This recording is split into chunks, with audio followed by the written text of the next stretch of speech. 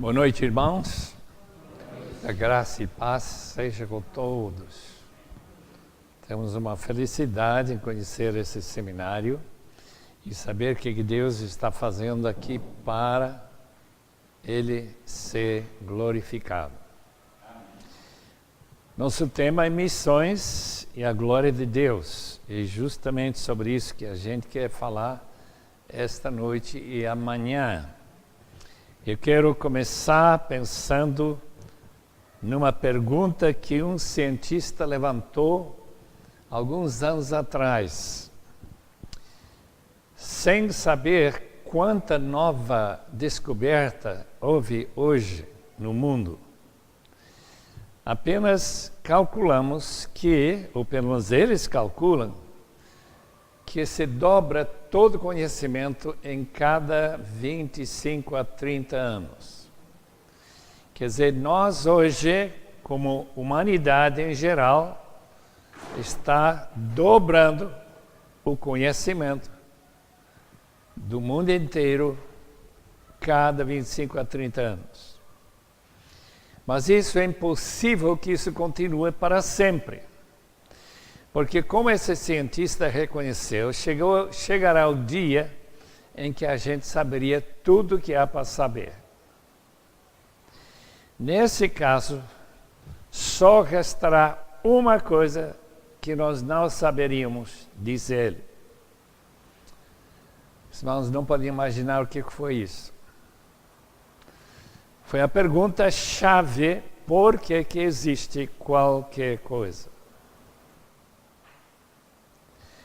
Porque, de fato, quando olhamos para o espaço aí fora, o universo e trilhões de estrelas queimando energia atômica em quantidades que calcula-se só de nosso Sol, que é uma estrela de tamanho médio, 200.000 bombas atômicas a explodirem a cada segundo. Nesse caso, são 12 milhões. Em cada segundo, 720 milhões em cada minuto. E assim por diante, até chegarmos enquanto energia está sendo dispendiada no universo. Como todo mundo sabe, energia vem de algum lugar. E essa energia começou um dia e vai parar outro dia. No futuro, nosso Sol vai parar de brilhar.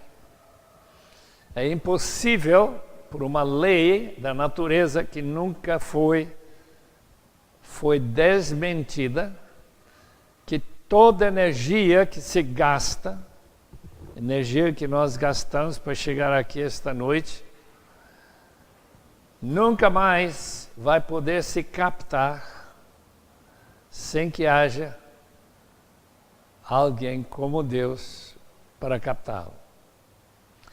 Portanto, quando você faz essa declaração, quando você sabe de tudo e não saber por que existe qualquer coisa, nós chegamos à maravilhosa conclusão que Deus é a única explicação da existência tanto do universo como também da própria gente.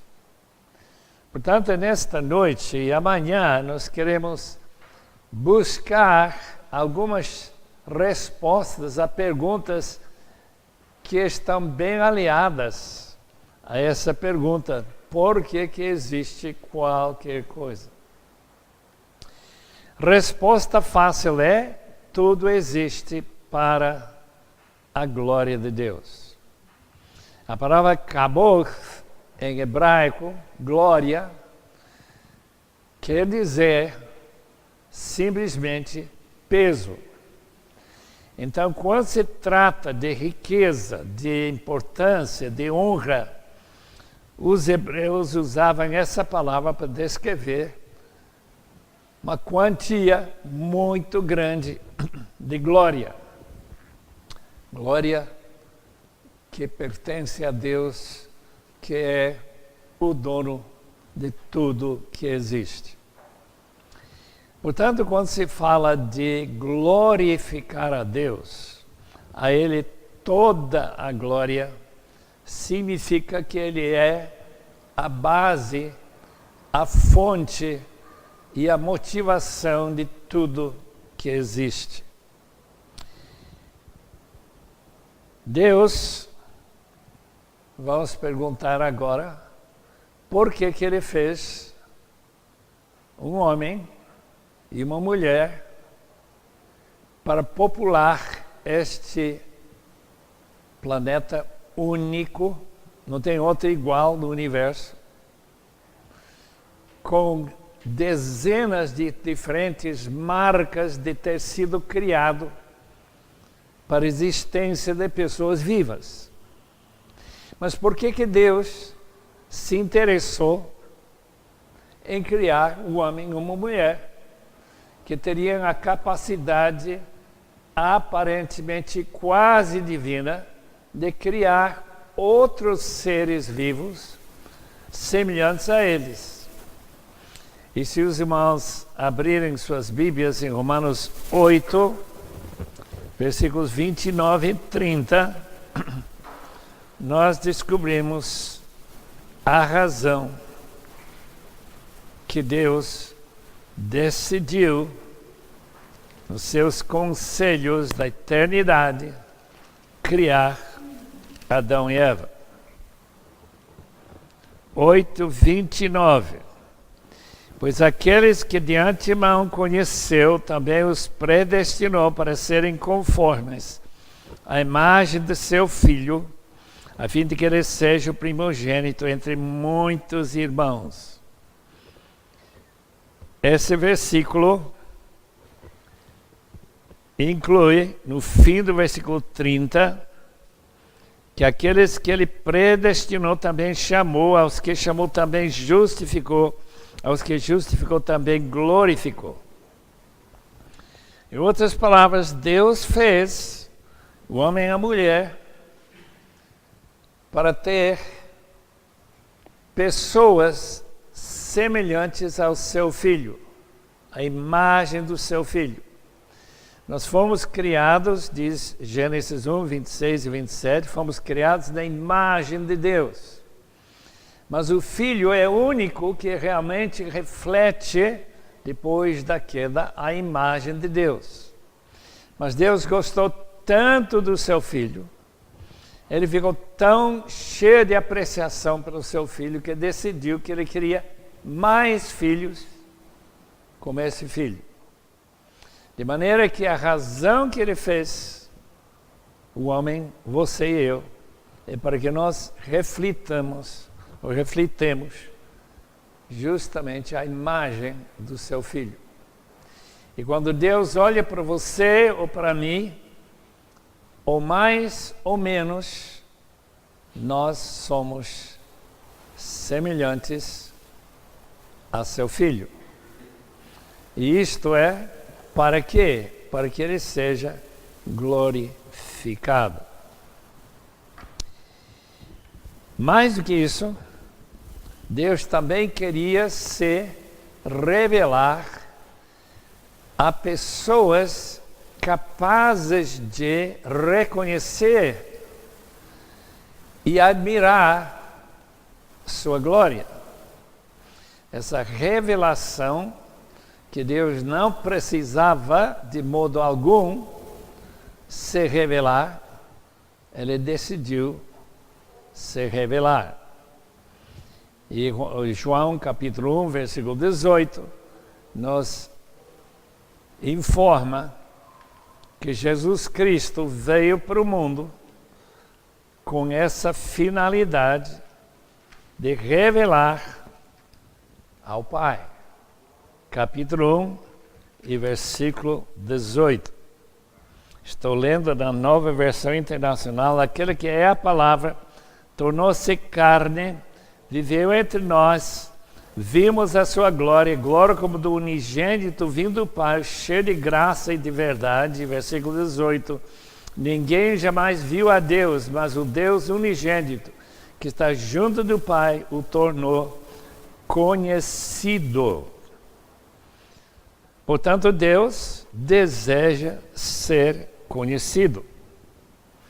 E na medida que nós estamos envolvidos em torná-lo conhecido, estamos cumprindo a missão de Jesus quando ele veio para fazer o Pai conhecido. Porque ele é invisível, ele é grande demais para nós podermos dizer, ali está Deus, ele está Deus aí. Ele veio para ser revelado na pessoa de um homem nascido da Virgem Maria, homem encarnação de Deus mesmo. Número 3. Deus desejou mostrar a sua natureza graciosa. Quando eu era criança na Bolívia, sou filho de missionários, a gente andava de bicicleta atrás da bicicleta do meu pai para as aldeias em volta naquele vale chamado Vale de Clissa, na Bolívia, e nós passamos em frente de algumas casas feitas de adobes e de repente saía um cachorro que não gostou do fato que nós tínhamos invadido o seu terreno, sua área. Daí ele levantou os pelos de trás e ele começou a mostrar seus dentes, que ele tinha dentes mesmo grandones, e que ele ia pegar um pedaço de carne da perna. O que é que esse cachorro está querendo mostrar? Pela sua ação de correr atrás da gente. Queria mostrar que nós tínhamos invadido algo que ele conhecia como seu. O que Deus quer revelar? Não seus dentes, não latindo contra a gente. Ele quer mostrar sua graça e sua misericórdia. Vamos abrir suas Bíblias em Efésios capítulo 2. Logo descobrimos que diante de nossa maldade, de todo mundo, já que todos pecaram, estão destituídos da glória de Deus.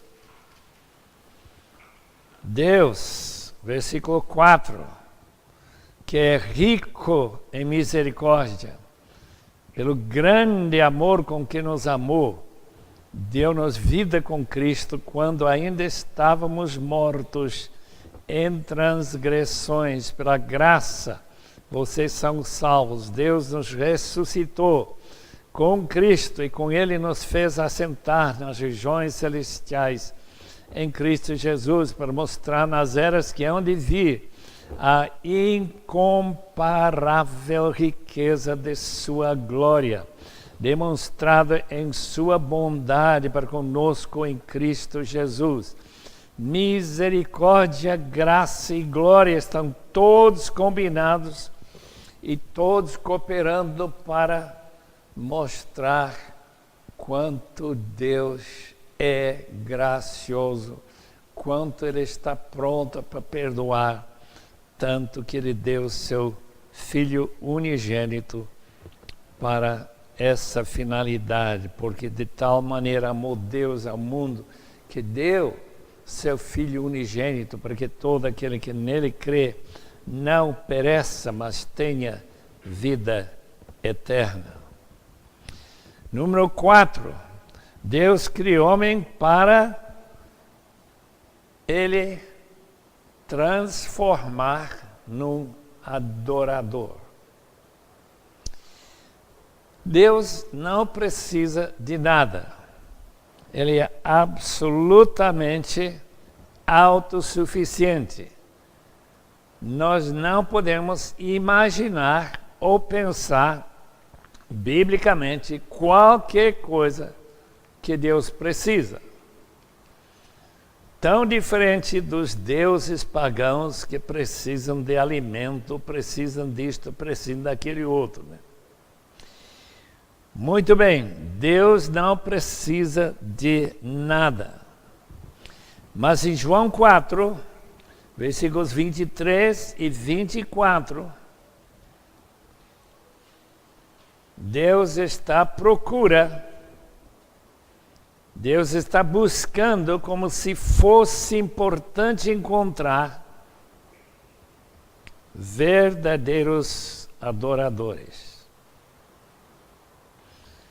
Está chegando a hora, e de fato já chegou, em que os verdadeiros adoradores adorarão o Pai em espírito e em verdade. São estes os adoradores que o Pai procura.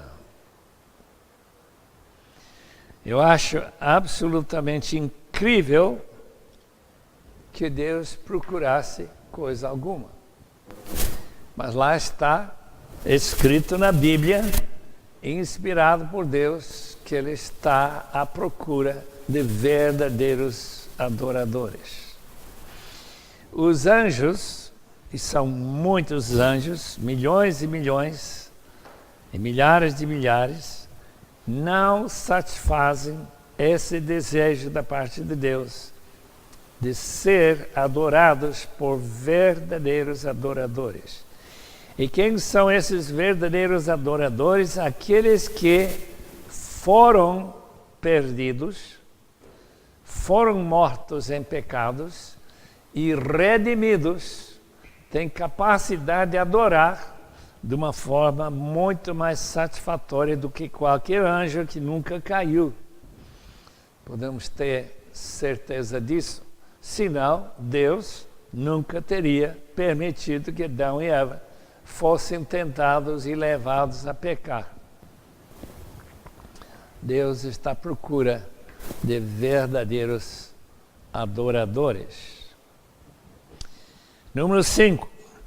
Deus, sendo Criador do universo, se preocupa com o mundo inteiro. Como que Deus teria preocupação pela zona leste, onde nós nos encontramos esta noite, de São Paulo?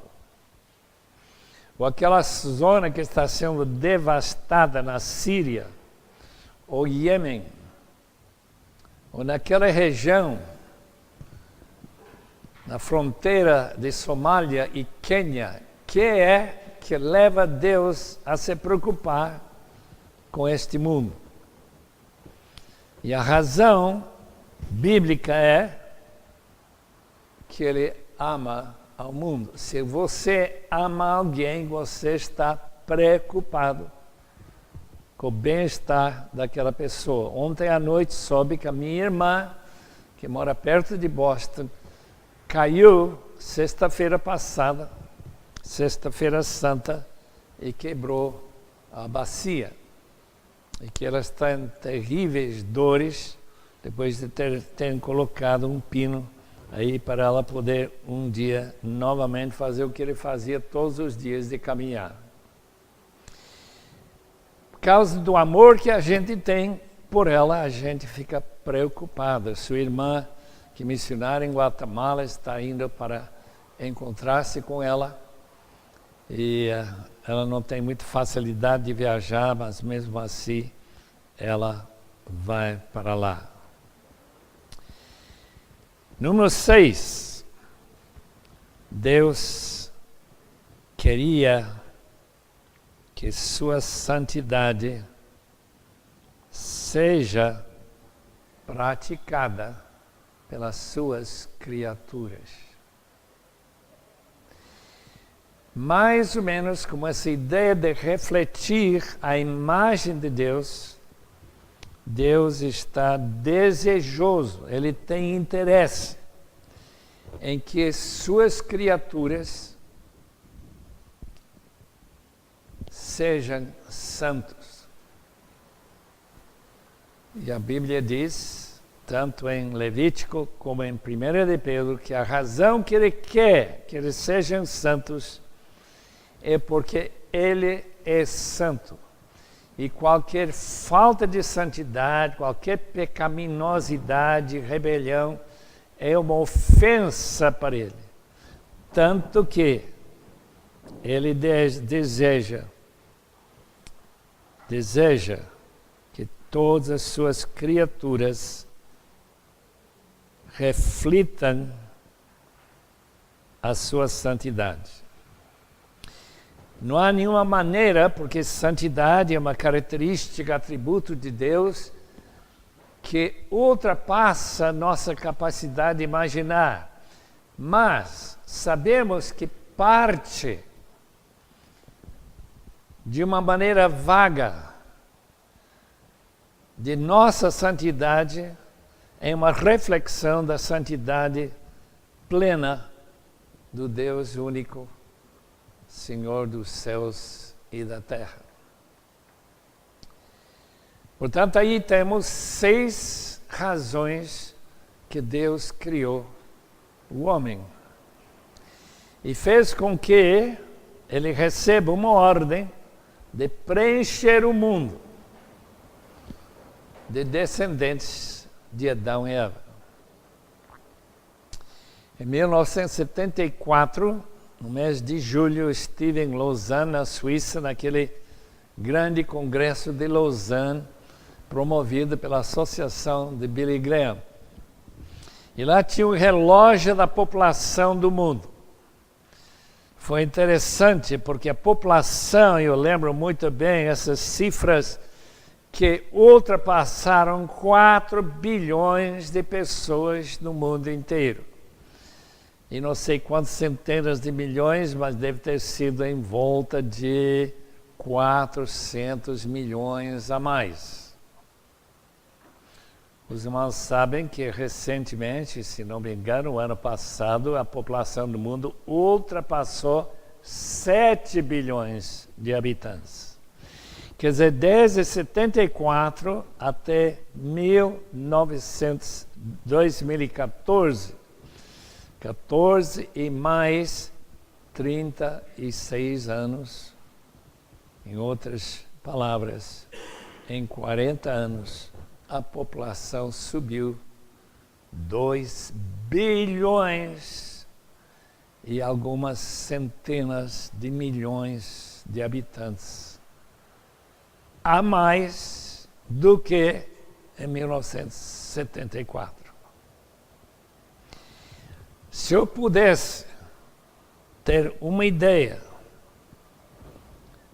quantos habitantes estão espalhados nessa terra, se eu pudesse imaginar o que é que significa 1 bilhão de habitantes, São Paulo, que não é nada pequeno, nós estivemos comentando isso vindo para cá hoje, com seus mais entre 10 e 11 milhões de habitantes só no município. Porque fora do município tem muita mais gente ainda. Que essa quantidade de pessoas e apenas uma pequenina fração da população do mundo inteiro. Porque cada bilhão é 1.000 milhões. E nós temos aqui apenas 10. Centenas de vezes maior do que essa população. E a pergunta, portanto, que enche a minha vida, e a minha pergunta é: como é que Deus vê o fato de aqui apenas há uns 36 anos, calcula-se que haverá mais de 9 bilhões de habitantes na Terra. E aqueles que estão por dentro do assunto declaram que a população que agora temos está gastando todas as fontes de produção capaz de manter o mundo nesse equilíbrio de plantar, colher, comer, plantar, colher e comer. Além do mais, nós não temos nenhuma ideia o que está acontecendo com o nosso clima. O fato de São Paulo está com a maior seca dos últimos 80 anos, desde que começa a medir. Em todos os meus 52 anos aqui, mais 52 anos, eu não vi nenhuma vez que houve um alarde que nós vamos faltar água. Mas aquilo que é problema aqui já é problema em várias partes do mundo. A pergunta é sempre a mesma pergunta, que é que Deus quer com aquelas dificuldades e problemas que estamos enfrentando. E a resposta tem que ser, não tem outra possibilidade na minha cabeça, para que os homens busquem a Deus, cumprir a motivação pelo qual foram criados. E em vez de fazer isso, a grande maioria nem pensa em Deus, nem entra na cabeça. Por que eu estou aqui? Qual a minha finalidade? Para onde que eu vou? Nenhuma pergunta dessas. O que nós temos é religião, e bastante religião. Mas essa religiosidade não está pondo em grande parte o pessoal deste mundo em contato com Deus verdadeiro. Portanto, o que temos que pensar é qual a relação entre o Deus único, o Criador de todas as coisas, para quem todas as coisas existem, e esses outros deuses. Qual a relação, por exemplo, entre Deus e o Deus Buda?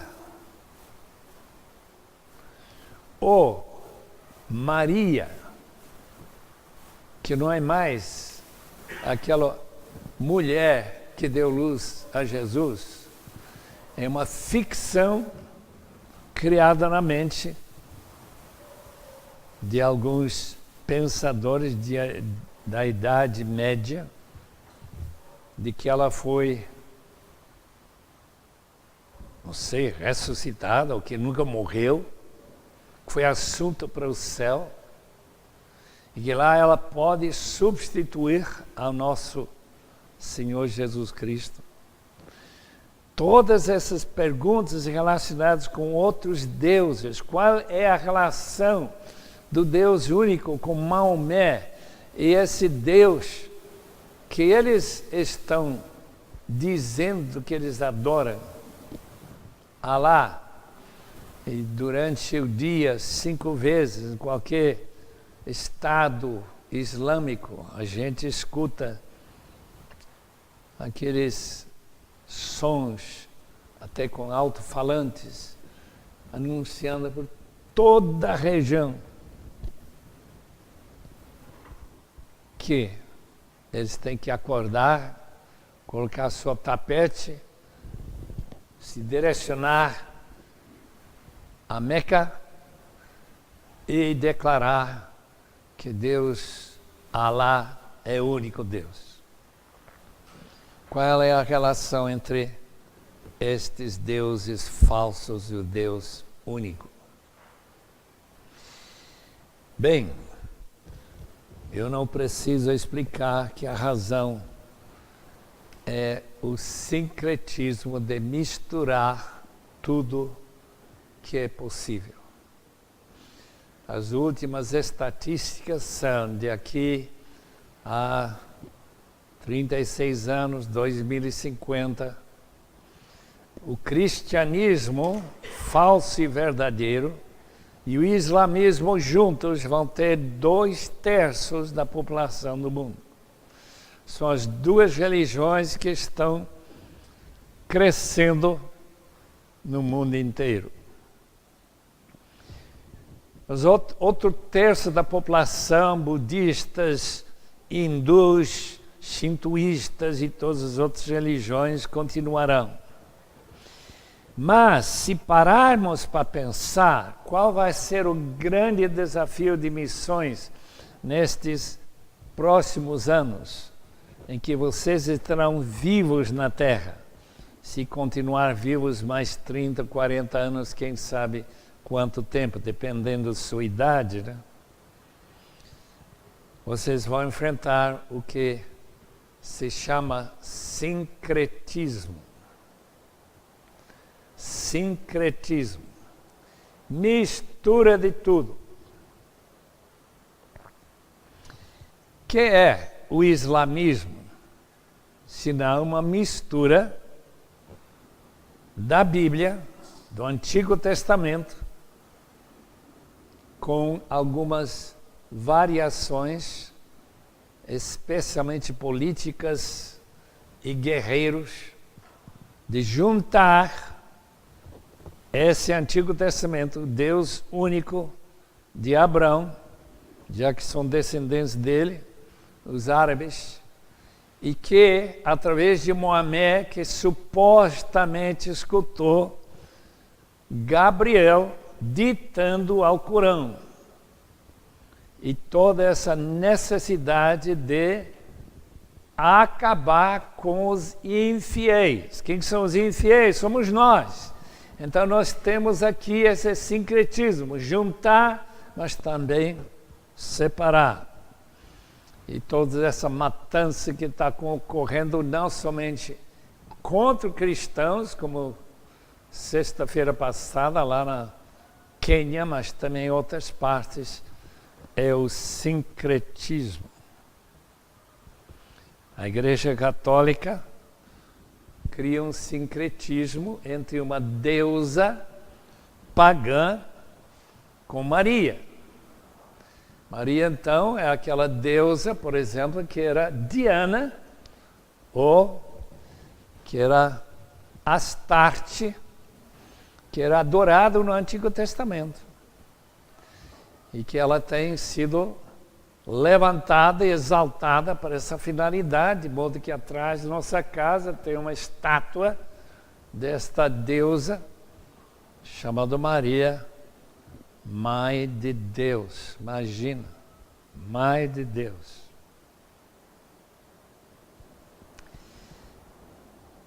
Qual é a relação entre Deus e as religiões do mundo? Em primeiro lugar, podemos saber absolutamente que o único Deus é o Deus de todos os homens e mulheres e crianças do mundo. Se não fosse assim, Deus não teria falado através de João que Deus ama o mundo. Portanto, essa gente que está matando e que nós teríamos razão para matar se pudéssemos, é amado por Deus. É difícil imaginar.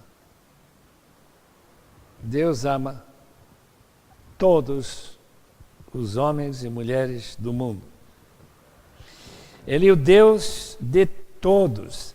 Se alguém tem sua Bíblia e pode ler um texto para mim, eu gostaria muito que os irmãos lessem para mim. Salmo 67, versículo 4. Salmo 67, 4. Alegres, exultem as gentes, pois julgas os povos com equidade, e guias na terra as nações.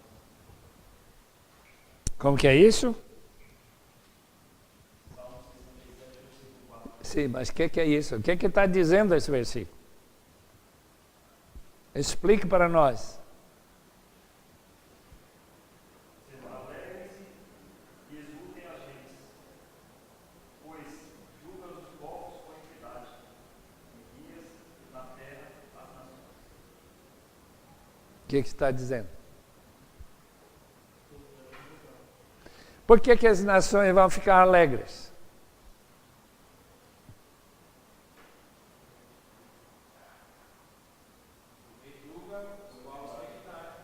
Claro. É porque Deus se revela como Deus único e um Deus de misericórdia e de perdão, já que são todos pecadores. E por isso que eles vão cantar. Pelo menos essa é a finalidade que Deus tem pelo seu amor pelas nações. E por este amor, Ele procura pessoas que saiam do Brasil, saiam da Coreia, saiam da América do Norte, que vão lá para povos que estão adorando outros deuses, para abandonar esses deuses para adorar o Deus único. Porque Ele é único, Deus vivo. Todos os outros deuses são deuses mortos. Ou são deuses demoníacos. E que estão em total rebelião contra Deus. É por isso que as nações precisam louvar a Deus. E de fato, somente nesses últimos 200 anos, desde a época de William Carey até hoje, 215, 220 anos, Deus tem feito maravilhas no mundo em termos de alcançar povos e gentes e nações em números de milhares de grupos e nações do mundo inteiro. Graças a Deus pelos pioneiros missionários e aqueles que saíram em números muito grandes para levar essa abençoada mensagem que os povos devem agradecer a Deus pelo perdão que Ele nos tem dado. Isaías 53, aquele famoso texto sobre a morte e ressurreição de Cristo. O que diz capítulo 52, versículo 15, que faz parte desse último cântico do servo de Yahvé, que é o Senhor Jesus Cristo. Alguém lê para mim 52, 15 de Isaías.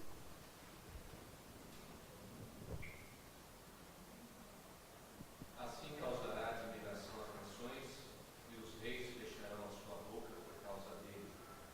Porque aquilo que não lhes foi anunciado verão, e aquilo que não ouviram entenderão.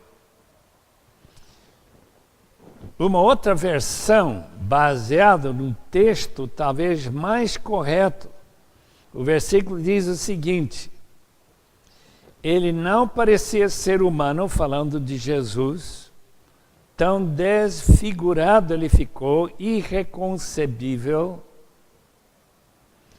irreconhecível, não parecia ser homem. De igual modo, ele aspergirá muitas nações.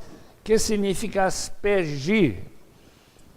Presbiterianos entendem muito bem essa palavra, não entendem? Mas o que significa aspergir?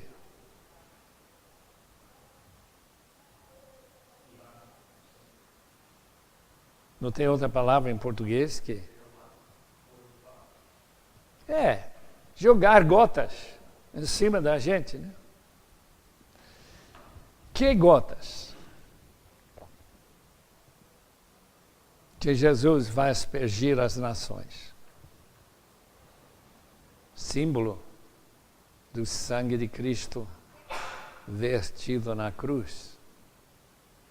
Em outras palavras, até a volta de Cristo, nós não podemos imaginar quantas novas pessoas vão ser arrebanhadas, como Jesus falou em João 10, versículo 16, outras ovelhas eu tenho.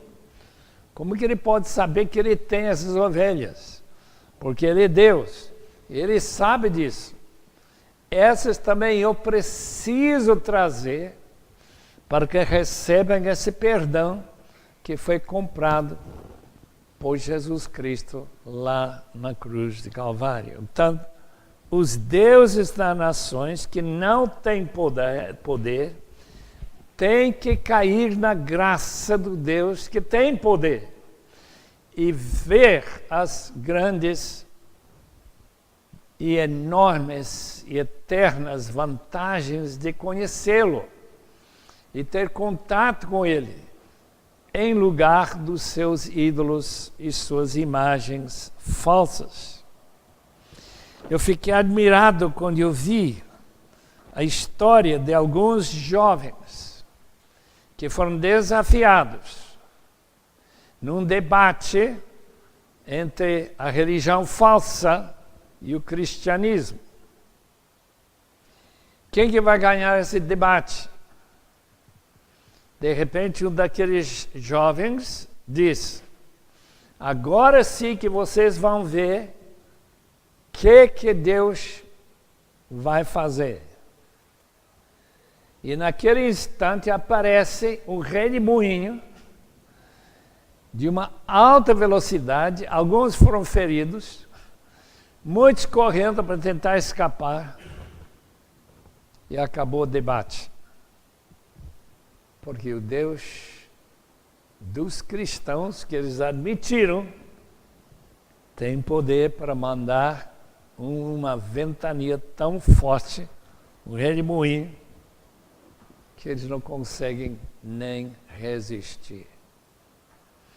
Em outras palavras, o que está diante de nós é realmente confrontar o mundo em que nós vivemos e os deuses falsos, o sincretismo, para voltar, como a reforma fez, voltar para a palavra pura de Deus e declarar e proclamar esta palavra pura para o povo que não conhece o Senhor Deus.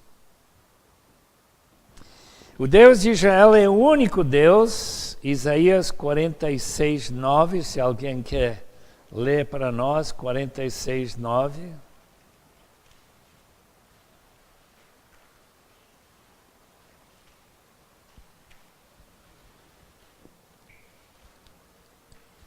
Lembrai-vos das coisas passadas, desde a antiguidade. Estou Deus, e não há outro Deus, não há outro semelhante a mim.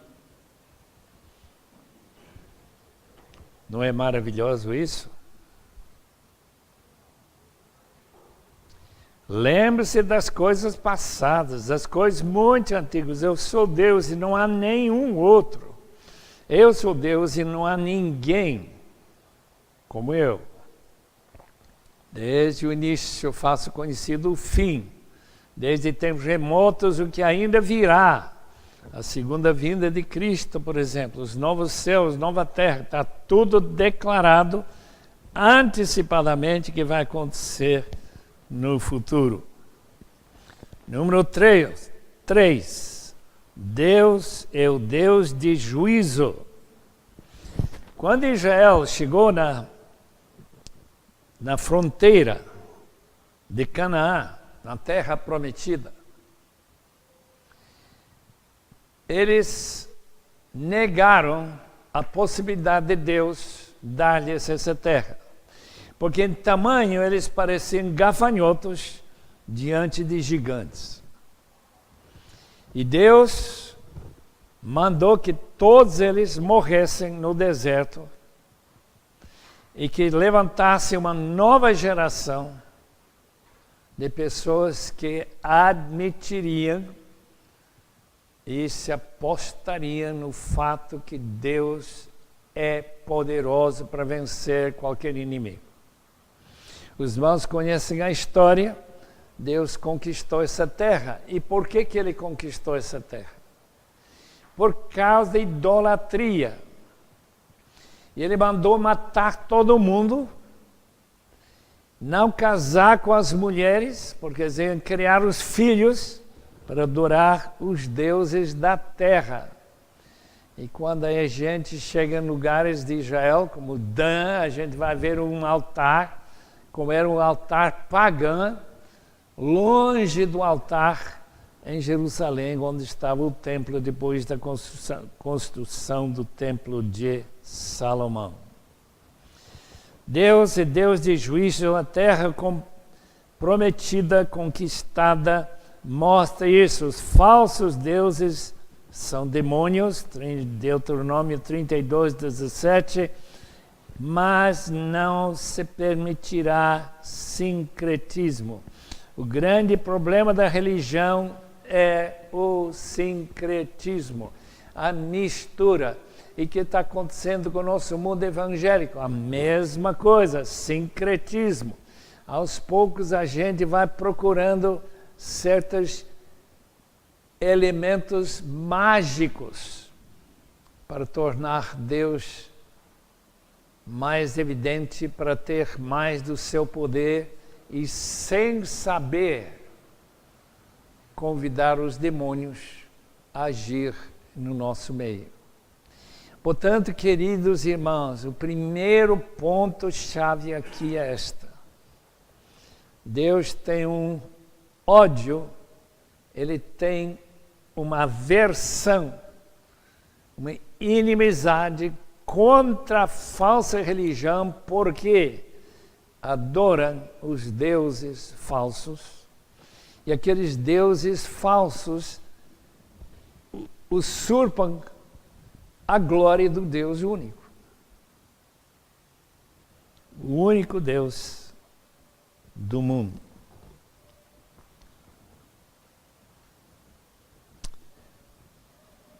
Na criação, a raça humana, capítulos 1 a 11 de Gênesis, unida, falando uma só língua, e de repente, na Torre de Babel, a divisão de toda a humanidade em milhares de diferentes povos e línguas espalhados pelo mundo. São mais de 6.000 diferentes línguas faladas no mundo. E ainda que se vê relacionamento entre todas as línguas têm gramática, todos têm sintaxe, todos têm possibilidade de traduzir de uma língua para outra, transferir ideias de uma para outra, mas, dessa maneira, a falta de unidade desse mundo, de uma só família, se espalha na Torre de Babel. Impressionante por causa desta orgulho humano de buscar uma glória própria que não permitiria que Deus nunca mais destruísse o que ele já tinha prometido para Noé, que ele não destruiria mais o mundo, assim um dilúvio, uma inundação total da terra. Então, com essa separação das línguas, a complicação de evangelizar o mundo foi tremendamente aumentada. Qual é a razão que nós temos poucos missionários brasileiros em relação ao tamanho da igreja, potencial que a igreja tem financeira? É porque brasileiros em geral, aliás, é verdade qualquer povo, mas em particular não gostam de aprender uma outra língua. Língua que não é sua língua nativa, que também é a fonte da sua cultura distinta da sua, é barreira número 1 quando se trata de missões. Quando meus pais chegaram na Bolívia em 1923, havia menos de 10 crentes conhecidos que falavam a língua quechua. Havia crentes de descendentes quechuas, com descendentes dos incas, que falavam espanhol ou tinham algum contato com espanhol e que tinham ouvido falar do Evangelho, mas entre os índios quechuas, que só falavam quechua, não havia ninguém para falar. E quando meu pai soube disso, e minha mãe, no Instituto de Moody, que era a escola que mais missionários enviou de todas as escolas do mundo até hoje, milhares e milhares de missionários saindo daquele instituto em Chicago, fundado por D.L. Moody. Eles saíram de lá, em vez de ir para a Índia, que era a sua ideia original, depois de ouvir da desesperadora situação dos índios quechuas, decidiram ir para a Bolívia e fazer parte de uma quase primeira leve de missionários indo com intenção de evangelizar os quechuas. Quando eu era criança, eu aprendi a língua também, eu podia falar com aqueles índios. E depois de passar um tempo lá na América, esqueci quase tudo, irmãos. Eu fico meio envergonhado de admitir que a gente esqueceu quase tudo dessa língua. Hoje são milhares de índios quechuas que estão louvando a Deus, justamente como o salmista declara em Salmo 67, versículo 4. Imarai kuchus Dios chahinata punica mundota muna corca cata churita corca tu que hakai pai percrec ama o anunampa antes winha calçanil canampa. Vocês não entenderam nada, claro. Nem era para entender.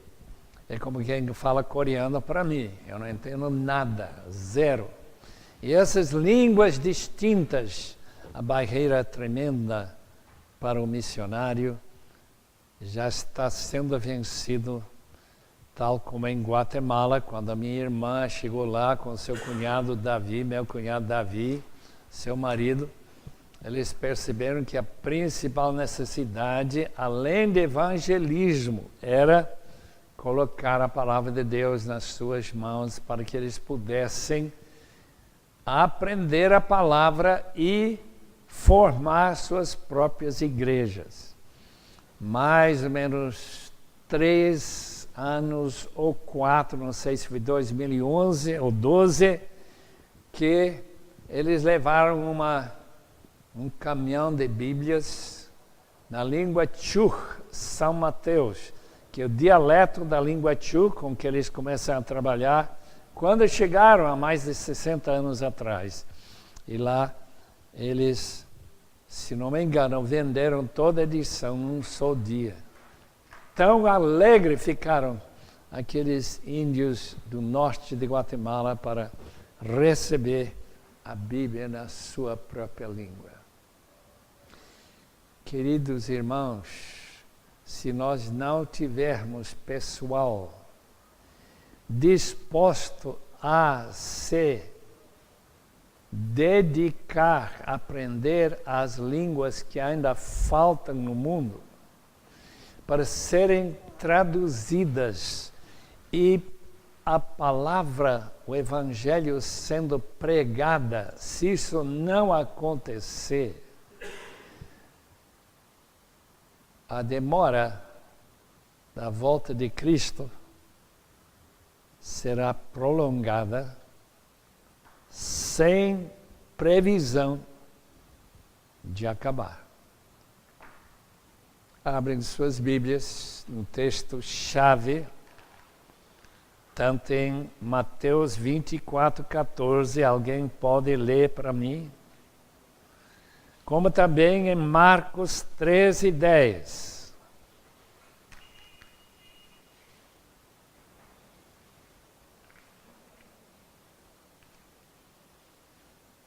Será pregado este evangelho do reino por todo o mundo para testemunha a todas as nações. Então virá o fim.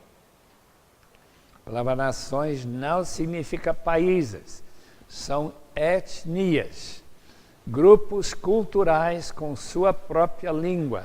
Este evangelho será pregado a todas as etnias, em todas as línguas necessárias para eles entenderem o evangelho. E o que vai acontecer em seguida? Chegará o fim. Até lá, não vai chegar o fim. Eu não sei por que a gente está falando da segunda vinda de Cristo, quando você sabe que tem mais de 1000 povos totalmente sem conhecimento algum do Evangelho. Simplesmente porque ninguém chegou lá para aprender a língua e poder falar para eles do amor de Deus. Portanto, a maldição que cai sobre este povo de Babel e a maldição que afasta as pessoas de uma ilha na Indonésia que tem 400 diferentes línguas. Só Guatemala tem 26 e lá na ilha Irianjaya 400 línguas distintas. Que Deus coloque no coração de alguns irmãos e irmãs um espírito tão dedicado que chegue até esses povos com a palavra de Deus como através da compreensão da sua língua e a capacidade de transmitir essa boa mensagem até eles. Graças a Deus, em Guatemala, eu acho que não tem mais nenhuma língua que não tem ou uma Bíblia ou o Novo Testamento na sua própria língua. A Helena e Davi trabalharam com a língua Chuch, Hakaltek, Canhobal e a língua Mam. Todas essas línguas precisam da palavra. Eu creio que quase todos, se não todas, já têm a palavra na sua própria língua.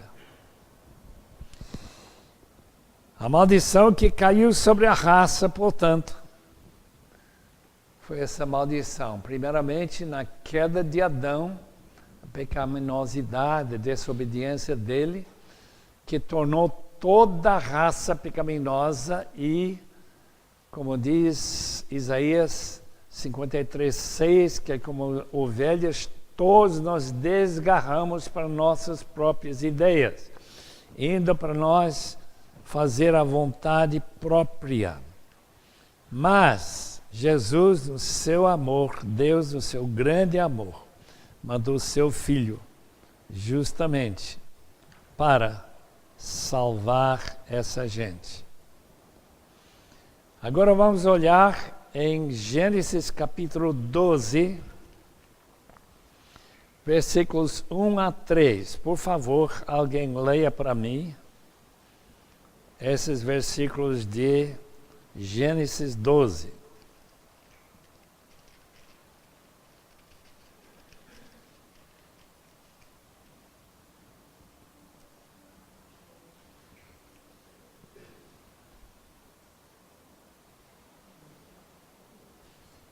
Quem encontrou? Ora, o Senhor disse a Abraão: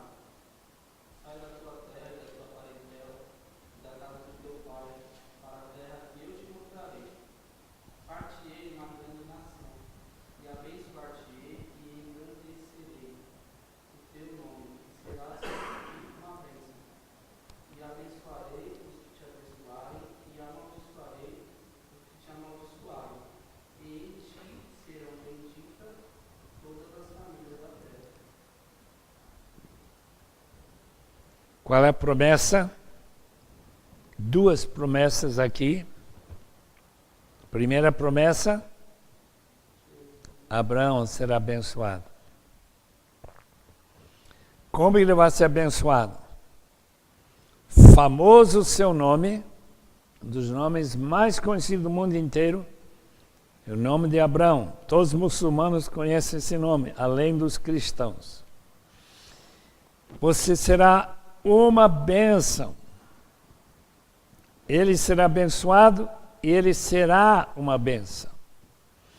Segunda promessa, abençoarei os que abençoarem, amaldiçoarei os que amaldiçoarem, e por meio de você, todos os povos da terra, no original a palavra povos é famílias, todas as famílias da terra serão abençoadas. Famílias, no Novo Testamento, se traduz com a palavra etnias. Portanto, quando se fala deste evangelho ser pregado a todas as etnias, em Mateus 24, 14 ou Marcos 13, 10, sempre tem esta ideia que está por trás em Gênesis capítulo 12. Todas as tribos, povos, línguas e nações serão abençoadas. Brasil é um povo cheio de diferentes povos. Esses povos vêm de países como a Rússia, vêm de países como a Itália, vêm da França, vêm de... Bem, qual é o país que não vem? A Alemanha. Os próprios povos que ocuparam a Alemanha, que ocuparam a Espanha, Portugal, Itália, esses países, foram as tribos que vieram no centro da Ásia. Chegaram aqui, muitos deles nunca tinham ouvido o Evangelho, e chegando aqui, eles foram evangelizados. O resultado é uma igreja que tem crescido imensamente durante esses 50 anos que eu estou aqui e nos 50 anos anteriores, quando os alicerces foram criados para essas igrejas.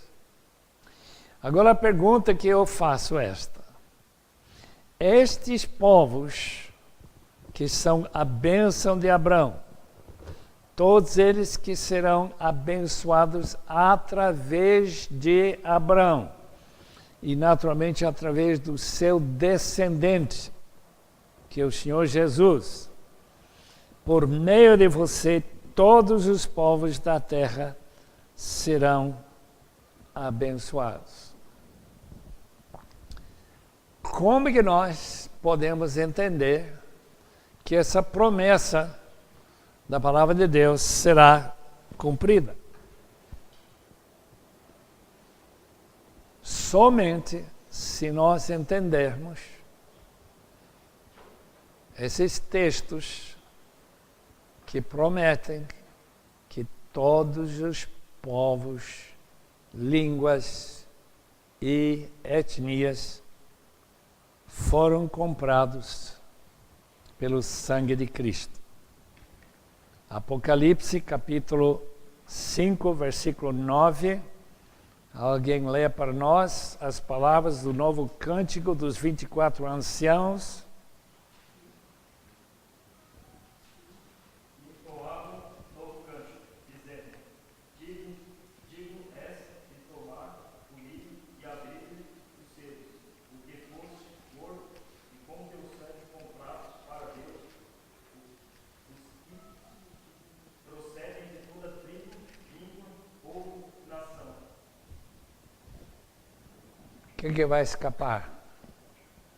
Qual é o povo que não vai ter nenhum crente ocupando o céu? Não vai aparecer lá. Qual é o povo?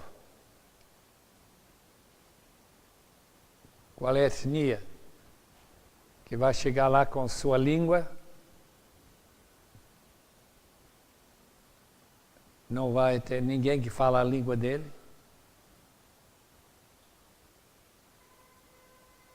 Quais são os povos que vão chegar lá? Ou não vão estar lá? Melhor, né? Perguntar quem não estará lá. Que representante de que povo? De todas as famílias da terra, descendentes de Adão e Eva, e abençoados por Abraão. Capítulo 12. Resposta nenhuma.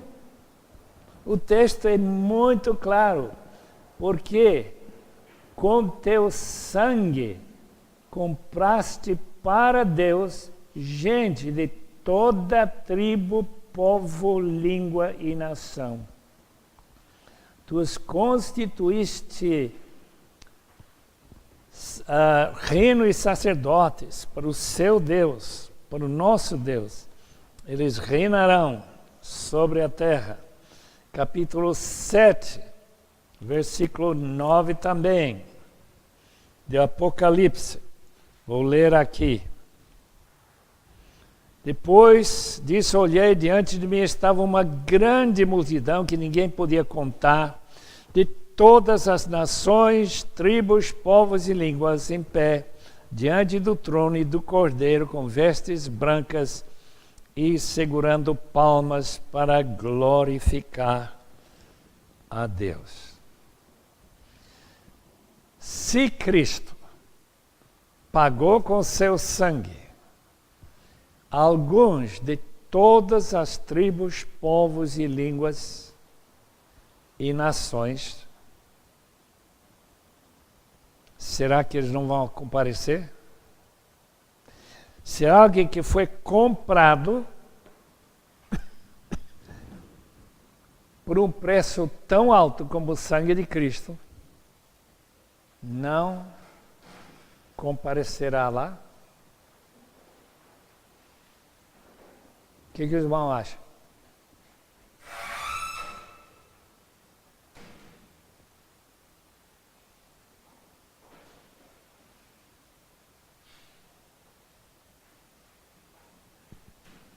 Se Cristo comprou, o que vai acontecer? Vão aparecer. Os irmãos vão conhecer, se os irmãos chegam lá, né? Vai conhecer aqueles mais ou menos 12 mil povos, línguas, tribos e nações do mundo inteiro. Quanto tempo vai demorar para alcançar os últimos povos? Ninguém pode saber. Eu estive visitando a Wycliffe, que tem a principal foco dessa missão, com mais de 3.000 missionários, é a tradução da Bíblia, ou parte da Bíblia, em todas as línguas que precisam uma tradução no mundo inteiro.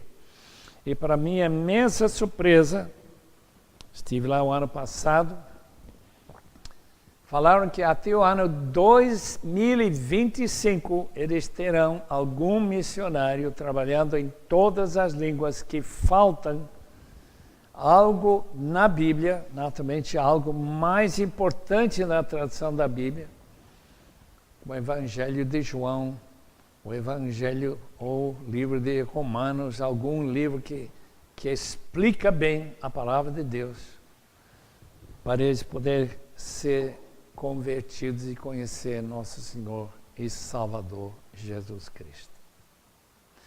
Eu fiquei muito animado ao saber que pelo menos aqueles que mais sabem sobre esse avanço do Evangelho, bem na fronteira daqueles povos que no Brasil são ainda mais 80 diferentes tribos e povos que não tem ninguém ainda aprendendo a língua deles. Em outros povos, especialmente norte de Moçambique e outras partes da África, a mesma coisa está acontecendo. Que eles acham que todos aqueles povos que ainda faltam de uma tradução da palavra, falta alguém para chegar lá e poder evangelizar, ou fazer programas de rádio, como a Rádio Transmundial, que já tem programas, tem estúdio para lançar com rádios que só podem ouvir a Rádio Transmundial. Não tem outra estação que eles podem ligar, podem ouvir em sua própria língua a palavra de Deus, que podia ensinar-lhes o conhecimento da verdade. Portanto, Abraão é a base do que nós lemos no Novo Testamento em relação à bênção que será a bênção de todos os povos representados aqui esta noite. Nós somos de vários diferentes povos. Se fôssemos traçar nossos antepassados, por exemplo, eu sei de onde veio meu antepassado ao lado da minha mãe e também do lado do meu pai, há mais ou menos 20 gerações passadas, né? Só por causa de alguém que fez todo o trabalho de buscar esses antepassados. E a gente sabe que, claro, anteriormente eles eram católicos antes da Reforma, e depois, com a Reforma, eles se tornaram aquele povo que foi para a América em 1640, e depois meus pais foram criados no Evangelho e depois chegaram lá no Instituto Moody para poder sair para evangelizar.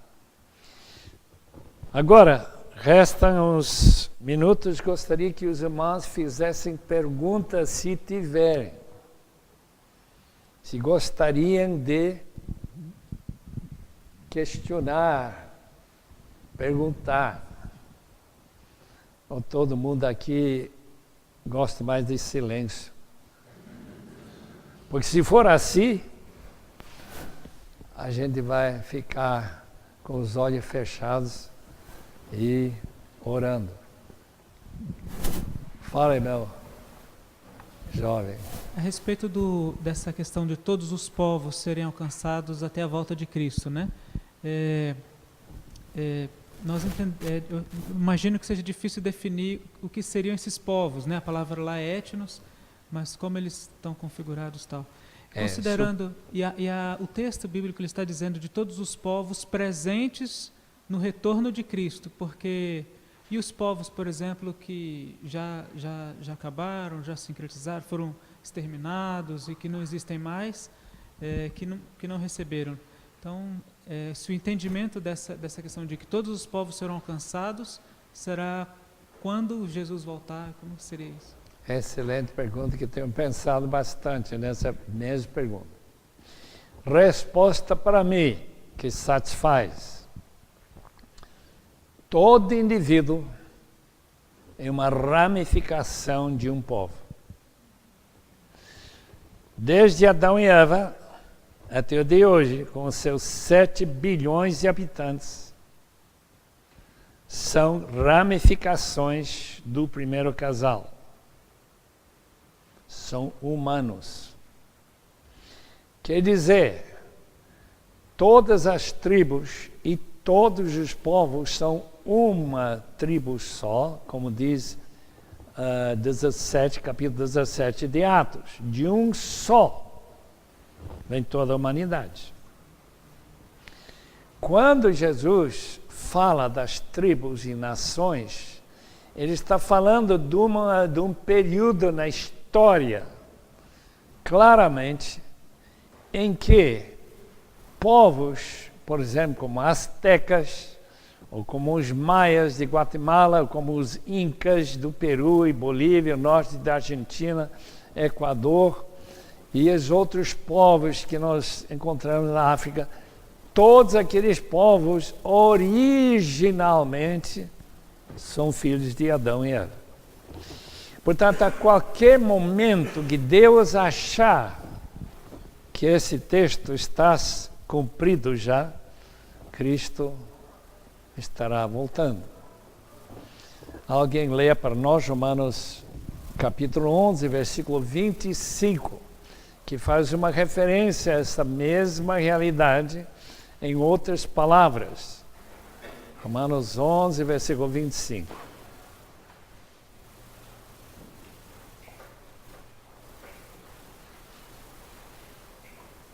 Pode ler. Porque não quero, irmãos, que ignoreis este segredo, para que não presumais vós mesmos, que o endurecimento vem em parte sobre Israel, até que a plenitude dos gentios haja entrado. Plenitude dos gentios. Temos dois povos, duas divisões da humanidade. Judeus, gentios. O que se chama plenitude dos gentios é quando todos os povos, línguas e nações tivessem sido alcançados. Com pelo menos uma igreja, um povo que tenha anunciado o Evangelho. Quando isso acontece, acontece mais um fator, leia o versículo 25 e 26 de novo. Porque não quero, irmãos, que ignoreis este segredo, para que não presumais de vós mesmos, que o endurecimento vem em parte sobre Israel, até que a plenitude dos gentios haja entrado. E assim todo Israel será salvo, como está escrito: de Sião virá o libertador, e enviará de Jacó as impiedades. Desviará de Jacó as impiedades. Após a plenitude dos gentios, todos os povos serem alcançados, Israel não será mais endurecido. Lembra que diz aí que foi endurecido até a plenitude dos gentios entrarem. Daí vem Israel se converter numa transformação miraculosa, e assim todo Israel será salvo.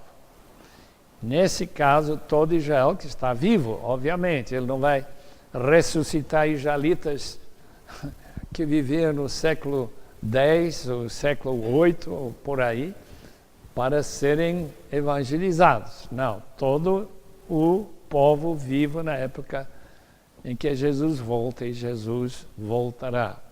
Obviamente vai ser uma conversão muito rápida, e quando se terminar a congregação de todos os povos e línguas e nações, aqueles que foram comprados pelo sangue de Cristo, quando isso acontecer, Israel virá a Cristo e podemos esperar a segunda vinda, a última trompeta a tocar.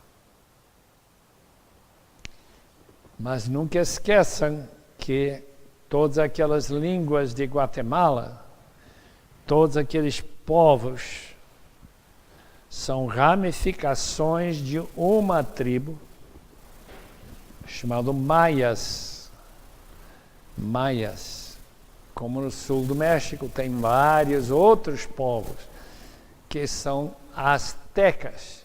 E astecas são divisões de uns outros povos que vieram cruzando lá no norte da América e desceram pela América do Norte até chegar nos Andes, até chegar os Guaranis no Brasil e todos aqueles povos. E Cristo não podia voltar antes do ano 1500, quando pela primeira vez a notícia de Jesus Cristo chegou aqui. Eu sei que foi muito difícil alguém se converter naquela época, ainda que houve missionários franceses que chegaram aqui em 1500 e tanto, antes de eles serem mortos, afogados lá no Baía de Guanabara. Mais alguma pergunta?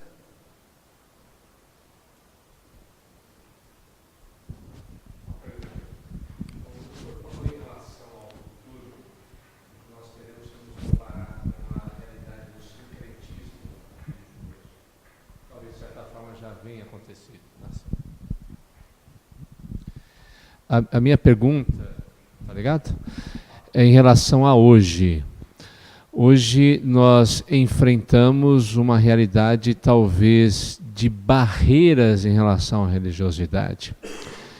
Olhando para hoje, qual seria a maneira de podermos passar por cima desse obstáculo que ainda não é um sincretismo completo? Ou poderia traduzir melhor a minha pergunta. Como podemos passar por cima dessa realidade pós-moderna que vivemos, essa filosofia pós-moderna, que cria barreiras, principalmente em relação ao pensamento que eles chamam de pensamento judaico-cristão?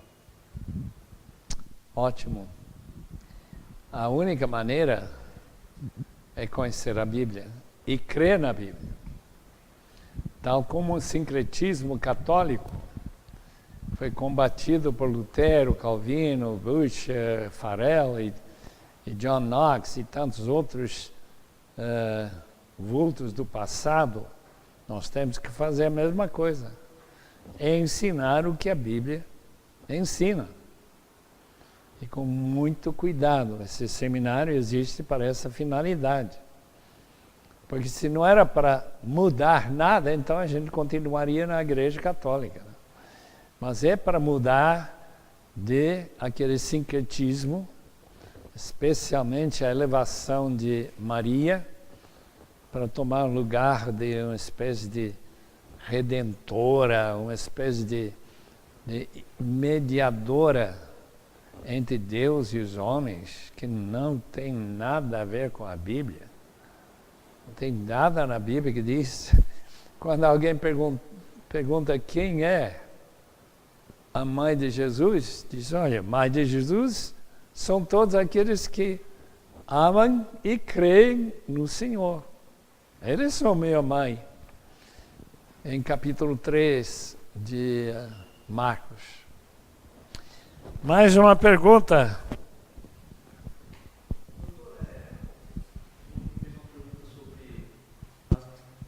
As nações que morreram sem ouvir o Evangelho, a palavra, tanto índios como príncipes, reis. Só que eu achei um versículo, eu queria que os irmãos me ajudassem, 2 de Romanos e capítulo 12. Porque todos os que sem lei pecaram, sem lei também perecerão. E todos os que sob a lei pecaram, pela lei serão julgados. Então, a pergunta é que muitos morreram sem ouvir o Evangelho. Até mesmo no Antigo Testamento, o Antigo Testamento era passado de pai para filho, de filho para filho. Então, não era pregado como se prega hoje, né? Então, tem um mistério grande aí. Né? Irmão, o que sabemos são duas coisas bem claras. Uma é que Deus é justo, absolutamente justo. Na sua justiça, a Bíblia ensina claramente que Ele julgará os povos segundo suas obras.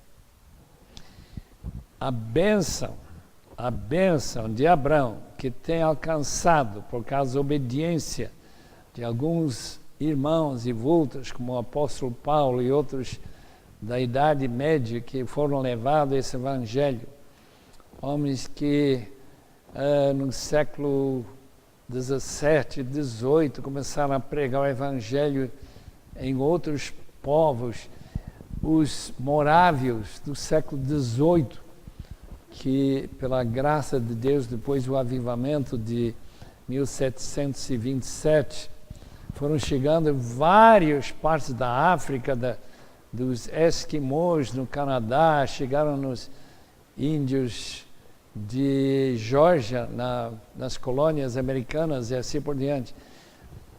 Todo esse povo que anterior a eles não tinha essa oportunidade que esses povos tiveram, Deus vai julgar segundo suas obras.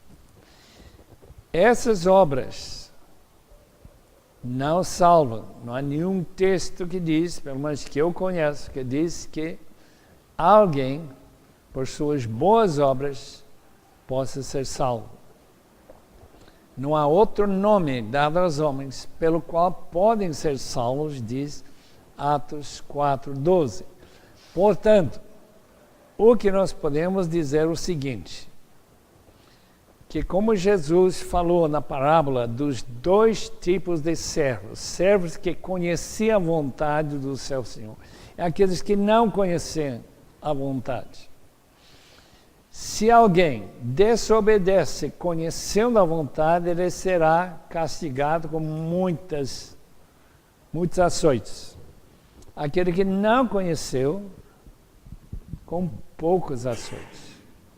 Então nós temos que dividir, como Dante Alighieri de fato reconheceu, o inferno, tal como há distinções de galardões, há distinções do inferno. A condenação é por toda obra errada e todo homem descendente de Adão e Eva são pecadores. Mas esses pecados têm gravidade relativo ao que se conhecem. Portanto, tem brasileiros que vão ser castigados severamente, porque renegaram, não aceitaram o Evangelho quando eles tinham muito conhecimento. Foram criados em um lar cristão, foram para a escola bíblica dominical durante anos, ouviram as histórias, ouviram a mensagem do Evangelho pregado, repetido várias vezes. E abandonaram, apostataram, diz a palavra.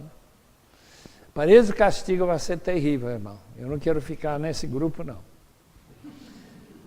E para aqueles que nunca ouviram nada, aqueles quechuas que viviam na Bolívia no século XVII, XVIII, XX, bem, 20 já tem conhecimento.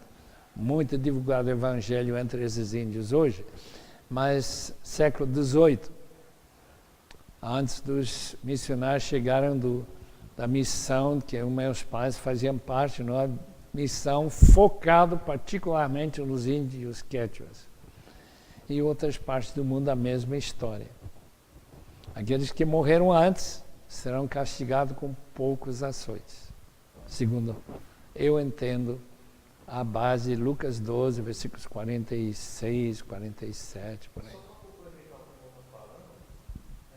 No mesmo capítulo 2, a partir do versículo 6, o qual recompensará cada um segundo as suas obras, a saber, a vida eterna, aos que com perseverança em fazer o bem, procuram glória e honra e corrupção, mas indignação e ira aos que são contenciosos e desobedientes à verdade e obedientes à iniquidade. E quem são essas pessoas que procuram glória, honra e imortalidade? Quem são?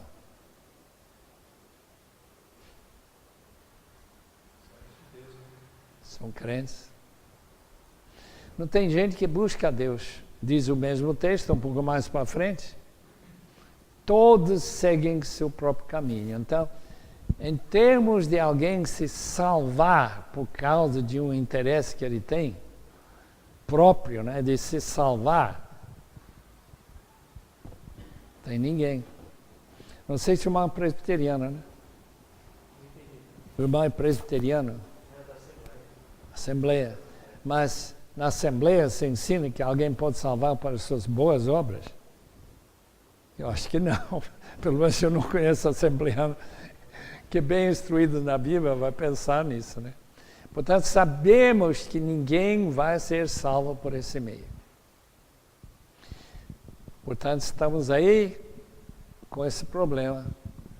Pregue, espalhe a palavra.